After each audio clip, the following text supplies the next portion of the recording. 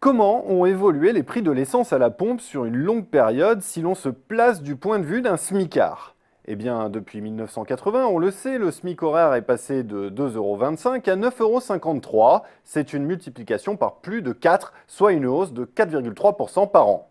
Mais quid en termes de pouvoir d'achat pour la dépense emblématique que constitue le plein d'essence?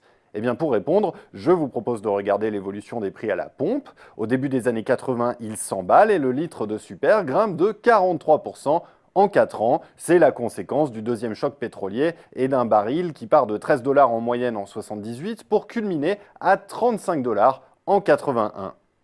À partir de 84, il cote encore près de 30 $ avant de retomber à peine plus de 14 $ en 86. Ce plongeon entraîne de facto une chute de 53% des prix à la pompe entre 85 et 87. Un retournement spectaculaire, mais sans commune mesure avec les variations brutales du brut. En fait, pour passer de l'un à l'autre, il faut faire un détour par la fiscalité. Hier comme aujourd'hui, le carburant est un produit surtaxé.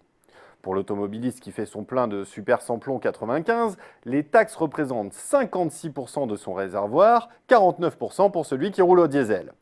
Ensuite, les prix à la pompe mettent 10 ans pour retrouver leur pic de 84 et se maintiennent peu ou prou à ce niveau jusqu'en 2002, le rebond du Brent à la fin de la décennie étant en partie absorbé par la faiblesse du dollar. Après 2002, la crainte du peak oil face à la demande des émergents ravive les craintes de pénurie et la spéculation amplifie le mouvement. Les prix à la pompe s'envolent de 38% entre 2002 et 2008 car cette fois l'orientation du dollar ne lui est pas favorable. Arrive alors la récession et ses conséquences, les prix du pétrole refluent et les prix à la pompe baissent avant de remonter une fois la crise passée. Une remontée en pente douce, car les choix radicaux des États-Unis dans l'exploitation de pétrole non conventionnel ouvrent de nouvelles perspectives en matière d'exploitation.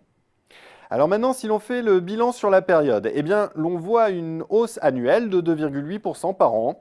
Au final, un plein de 50 litres valait 14 heures de SMIC en 1980, contre à peine plus de 8 aujourd'hui. Et dans le même temps, la consommation moyenne des véhicules au kilomètre a sensiblement diminué.